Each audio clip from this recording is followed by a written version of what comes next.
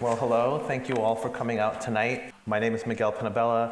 I am the Assistant Director of the Carsey-Wolf Center, and I am joined tonight by Anna Ouyang Moench, who is the writer of tonight's episode of Severance. Welcome, Anna.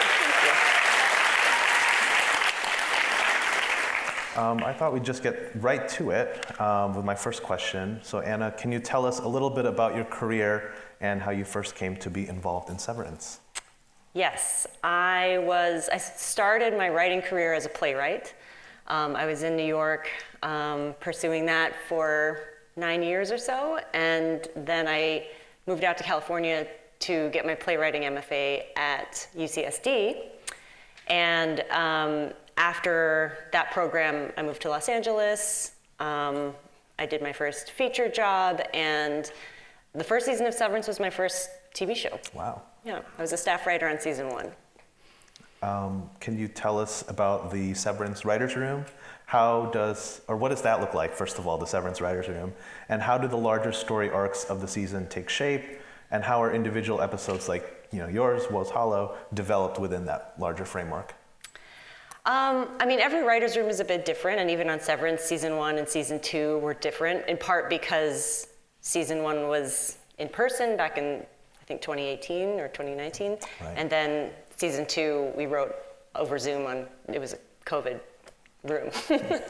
And so that was very different vibe. I think every writer enjoys the in-person experience. You actually get to know your colleagues a bit better, and you have a bit more of a rapport, and you can riff a little easier when you're in a in-person room. But we made the best of it with the season 2 being over Zoom, and I think it kind of also gives a sense of it feels a very Severance experience to be in a in-person writer's room and then this very distanced, weird Zoom experience. But yeah, we made our way through.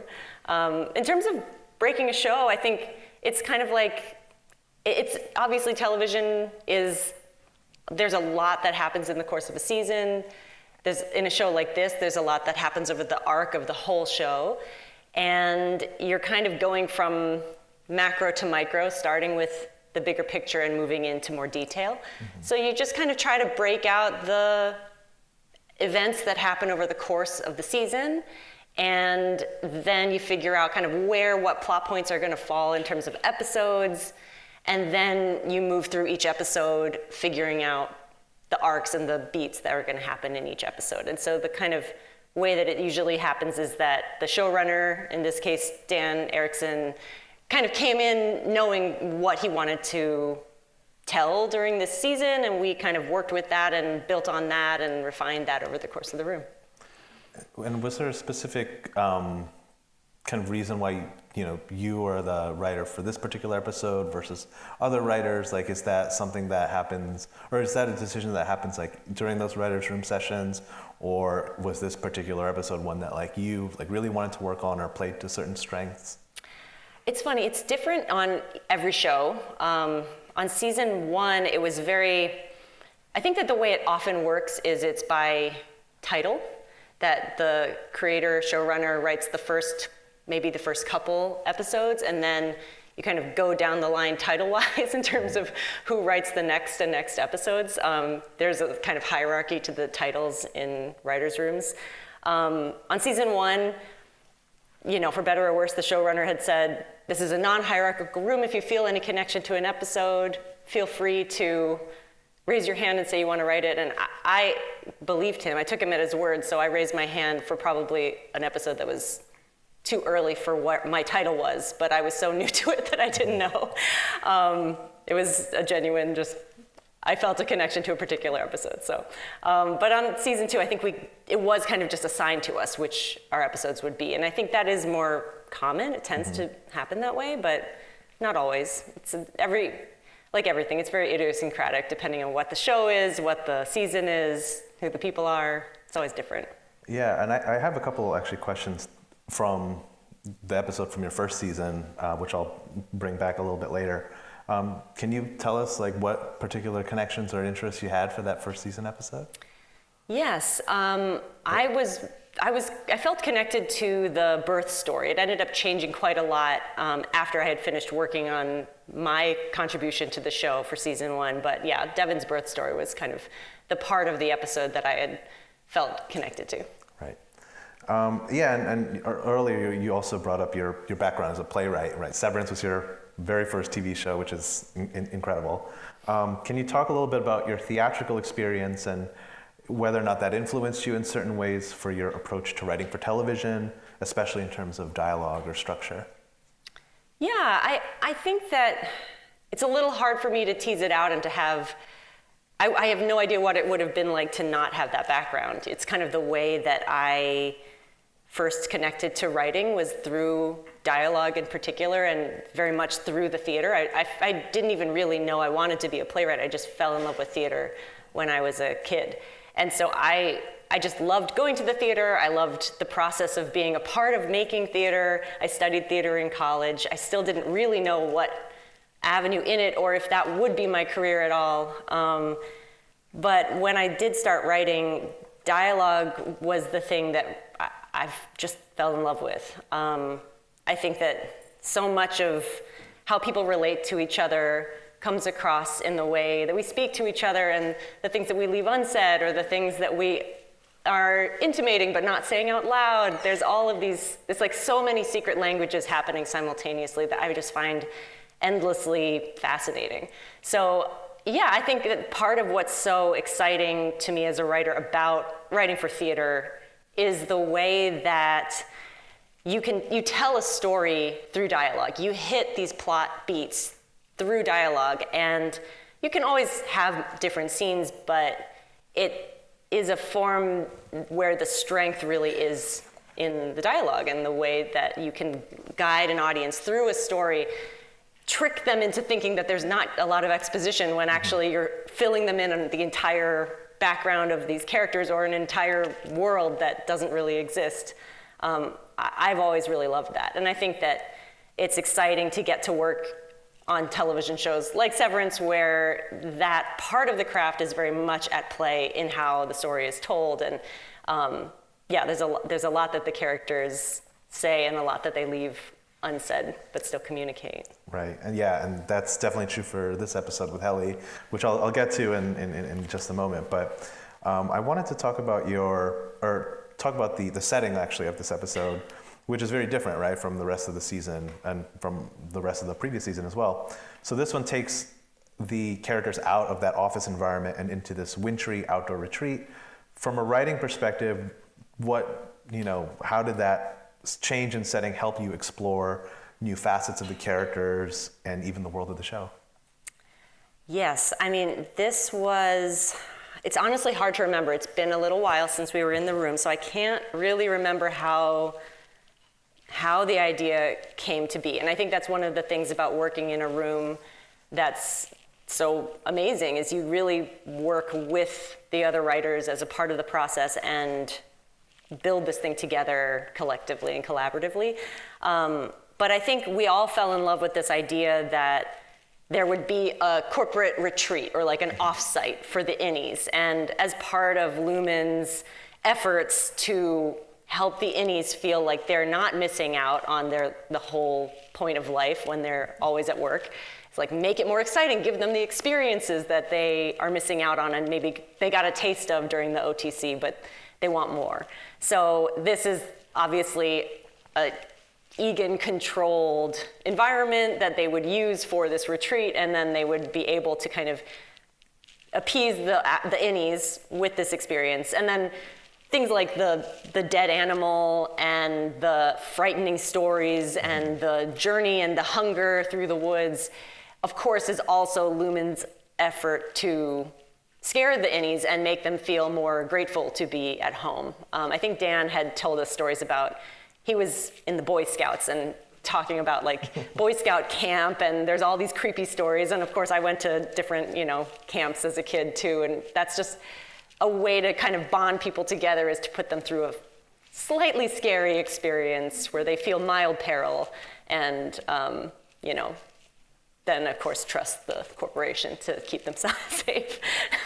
Yeah, you kind of anticipate actually my next question, which is about the kind of the more horror-driven aspects of this episode? Because to me, this really reads as one of the more kind of overtly horror episodes, especially with, one, the doppelgangers, and then two, Irving's nightmare, which he has. How do you approach writing that kind of psychological unease within the style and tone of the show? I mean, I find the whole show to be very psychologically horrifying. It's such a, I think in some ways what we're able to do with this show is to take these aspects of our own world that are actually psychologically damaging to people and horrifying to experience, but we're so used to it because it is normal life. It's kind of, we don't really have a choice to opt out of certain things. And, but we are able to kind of push it a little bit with the concept of this world and this show.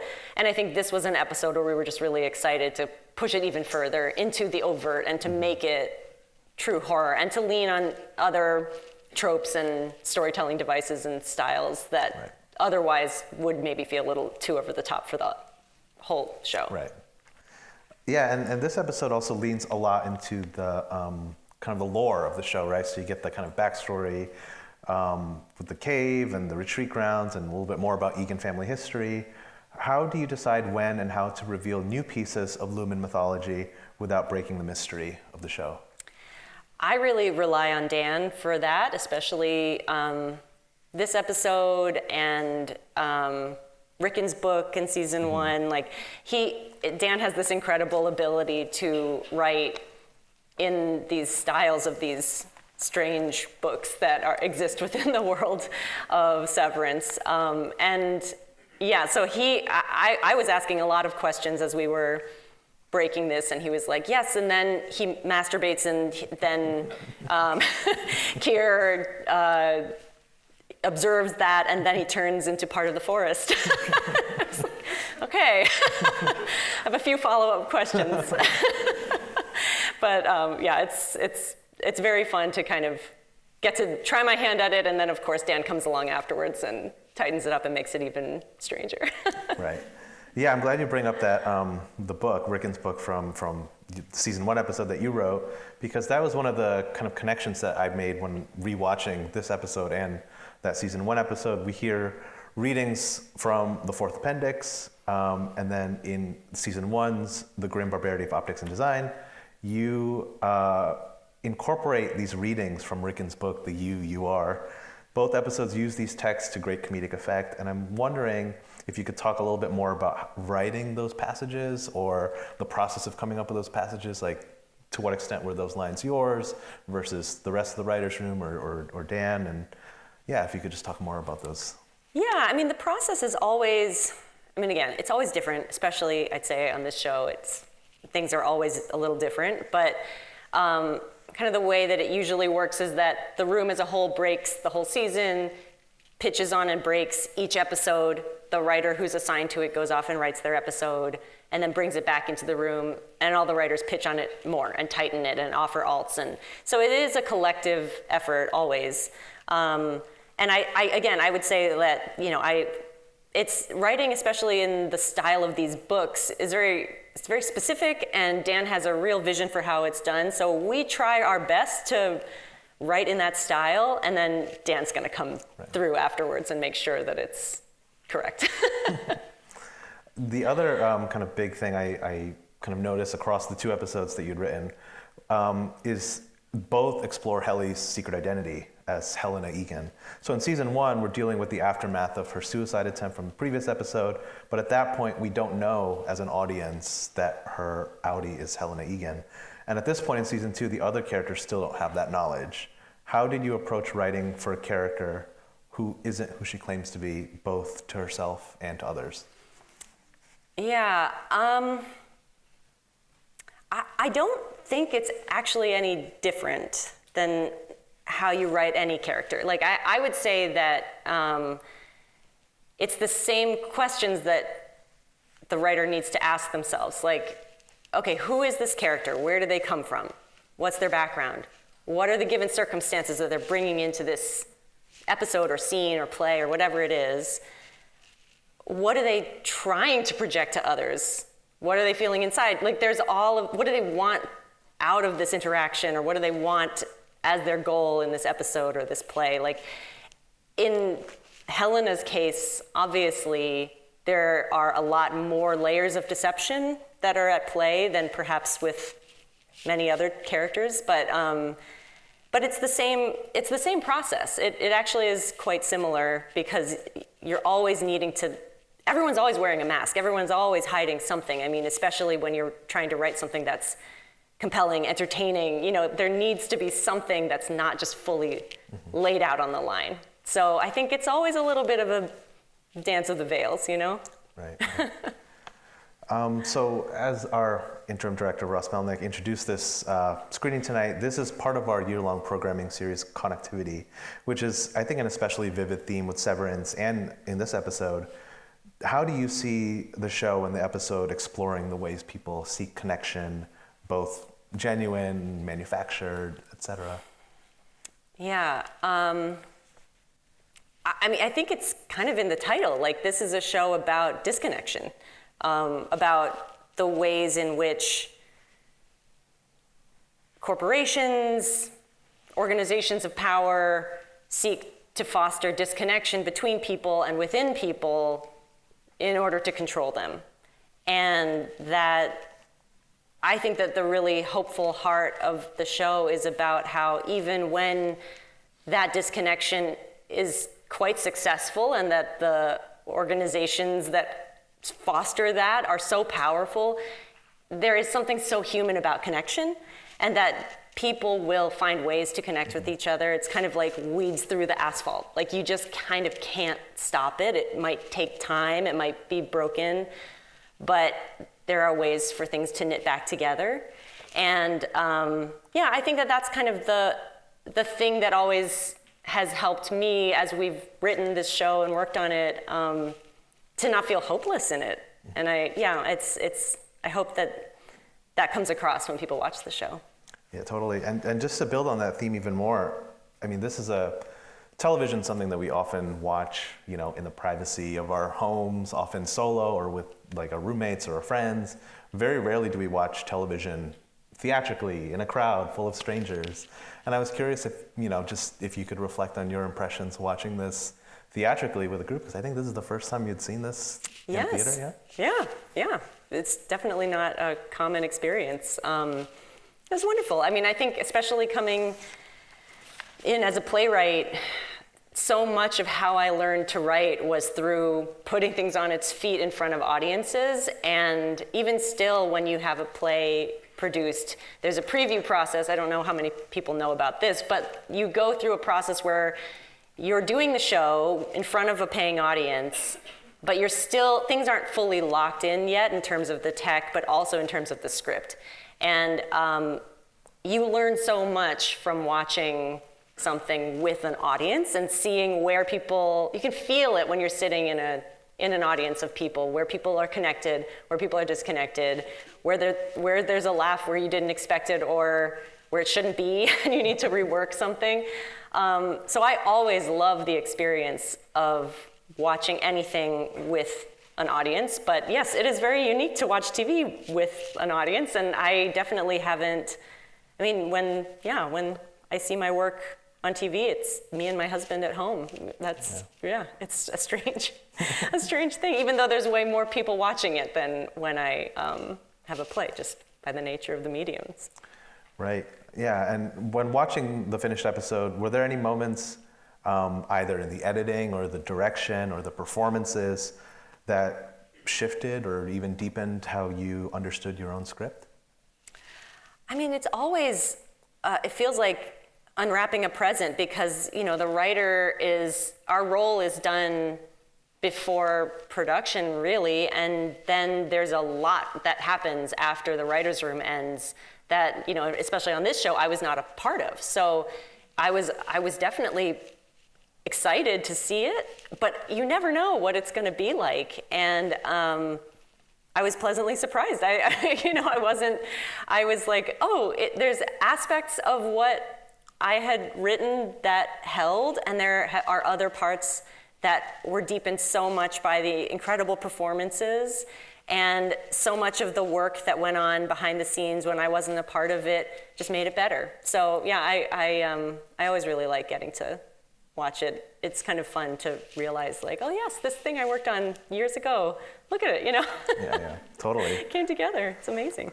I mean, the one that I think a lot about is that confrontation between Irving and Milchick, which is, incredible way to end the episode. Did you have a specific vision from the start for how that scene would unfold, or did that turn out, differently than you had imagined? That was one of the parts that I would say really held from when, I think Dan pitched it in the room, this idea of the waterfall, the idea of, we always knew that this would be the episode where Helena is revealed, as, it's not Helly, it's Helena.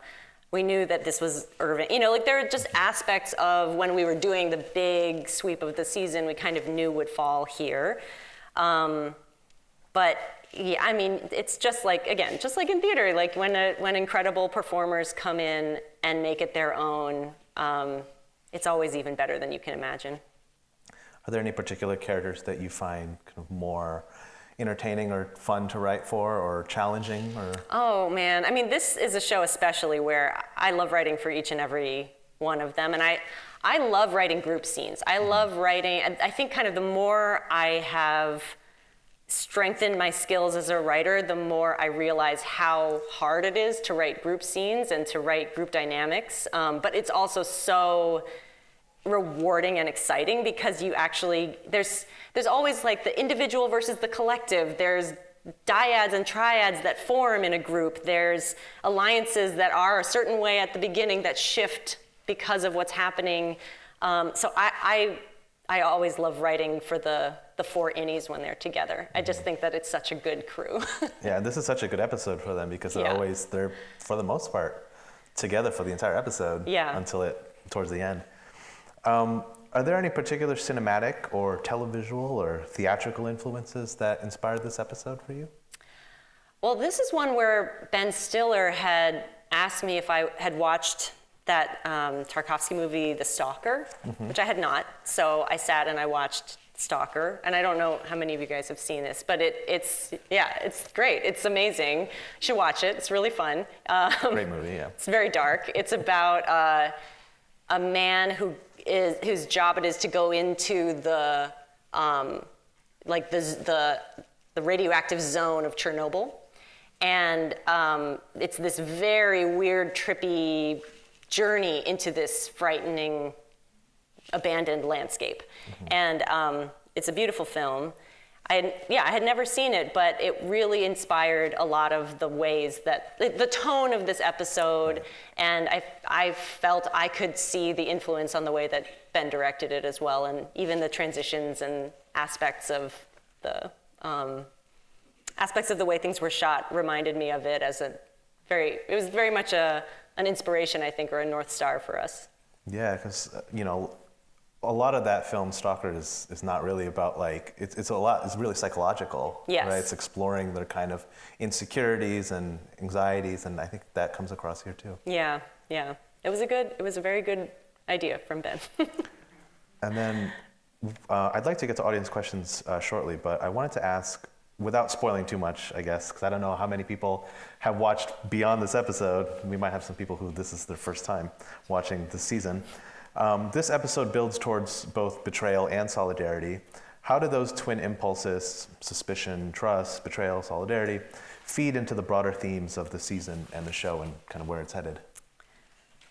I think that those are really the themes of the show to me. I think so much of the show is asking, who can you really trust?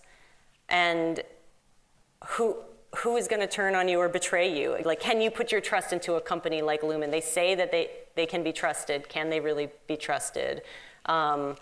You find your crew at work and you think, like, I can trust them. But in this world where your own body is moving between these spaces where your own consciousness cannot go, you can't even really trust your own body. You can't trust this other part of your mind, even though it's with you at all times. It's a very strange and alienating conceit. But yeah, I think that those definitely are the larger questions the show is asking and the themes of not just this season, but the whole show. Yeah. Great. Well, I thought because we have a lot of you out here, maybe we'd turn over to audience questions. So, yeah, take some questions. Can you give us, and I love Severance, really very happy with the show, and I don't want to watch a lot of television, so completely addictive. Can't wait for the third season. Can you tell us give us a sense of what your work life is like? Like, how much time is writing versus being in meetings? Are you still sending out scripts because you don't know if you're going to have a third season? Like, how does your work life look? Yes, so a writer's room is often about 20 weeks, maybe a little longer if you have an extension. And so obviously, the first season was 2018 and the second season was 2022 or something, the writer's room. So that's a lot of time for 40 weeks to fall into. So yes, like you as a working writer, obviously you need other jobs. So I have written on other shows. I actually was on another show when season 3 was happening. I'm not returning to Severance for season 3, so I'm gonna be getting to watch it with everybody else, and I'm very excited for it. But yeah, like I think it's kind of like being an entrepreneur, I would say. It's kind of like running a small business. You have to have things in the pipeline, projects that you're developing and working on.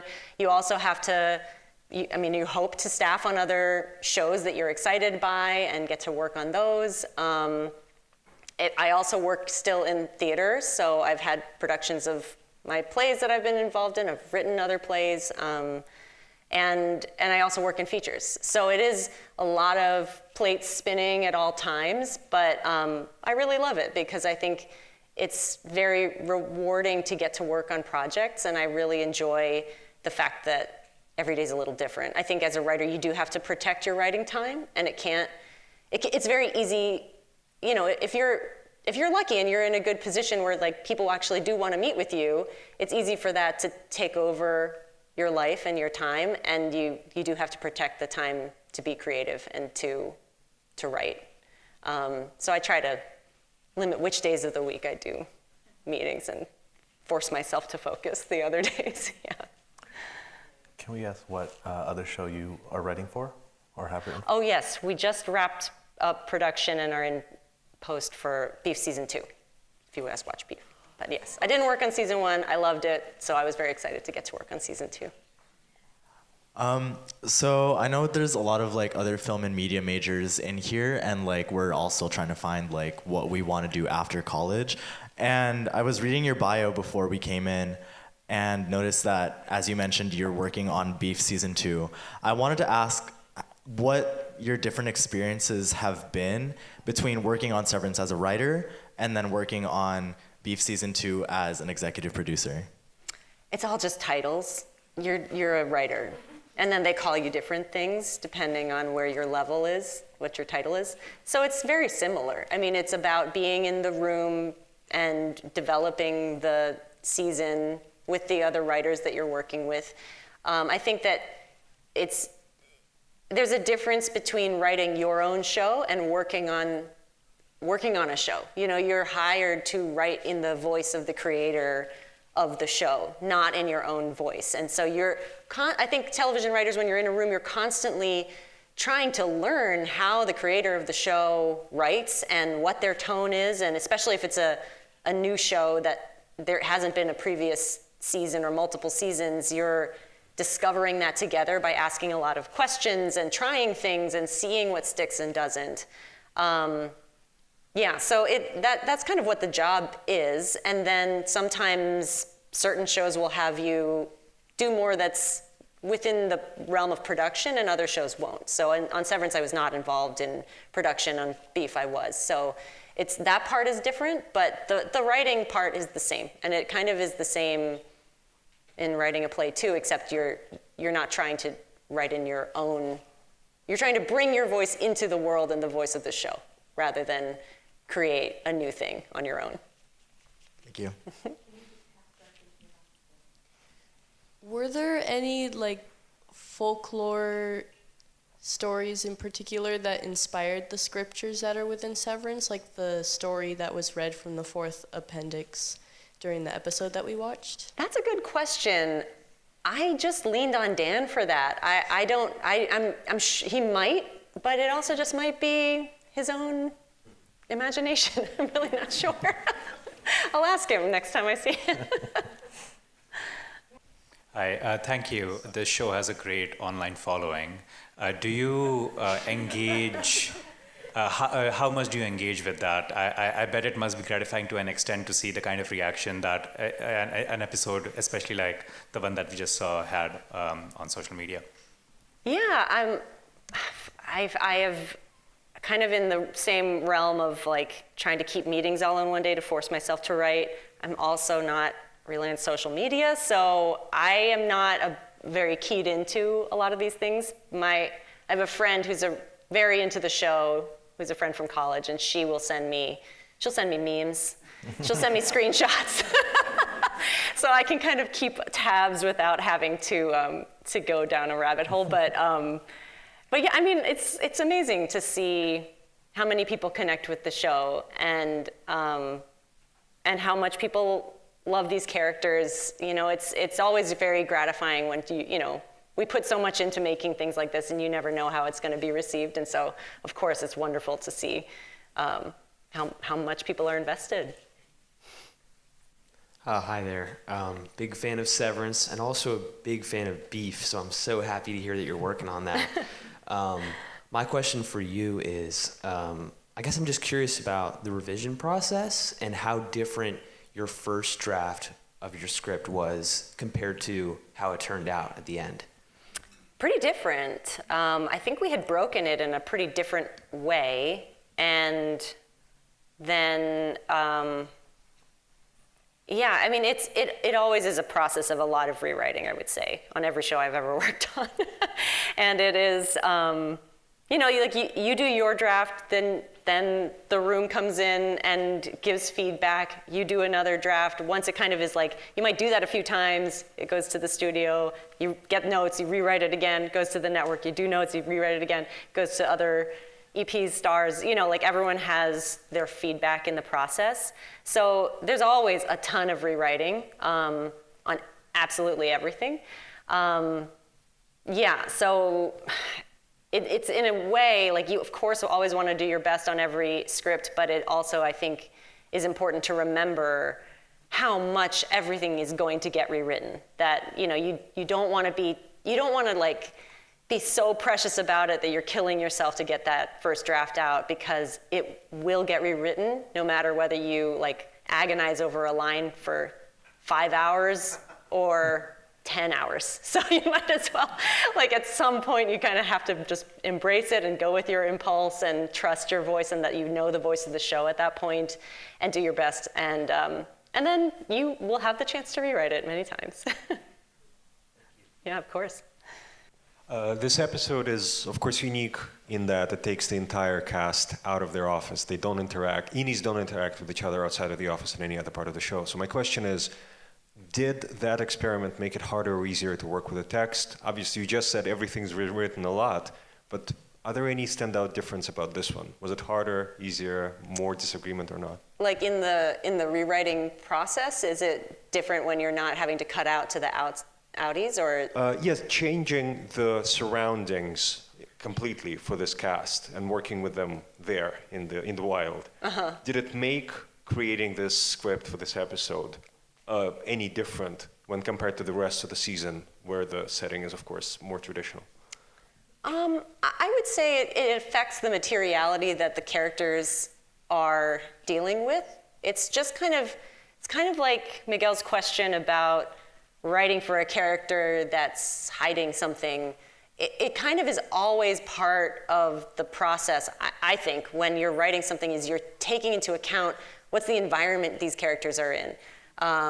What are the things to hand that they might be able to interact with, touch, smell, feel. Like those are all, the fact that they're cold, they're outside, that's unusual for these characters because they're always in a climate-controlled indoor setting. So they're in this new environment. This is the first time that Dylan has been outdoors, even because he was at Lumen during the OTC, and even when he had his little flash He was like in the closet, I think, of his kid's room. So he had never seen that. So that's gonna inform the way that you write the episode, and the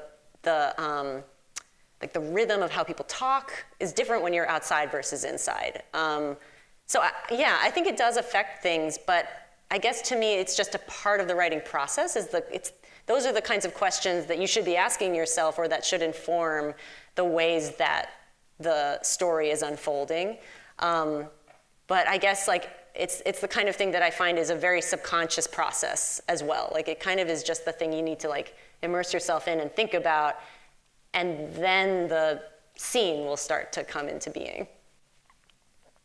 Well, thank you everybody for coming tonight, and thank you, Anna, for Thank you for having coming me. on stage with us.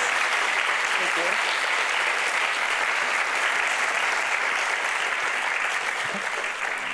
you.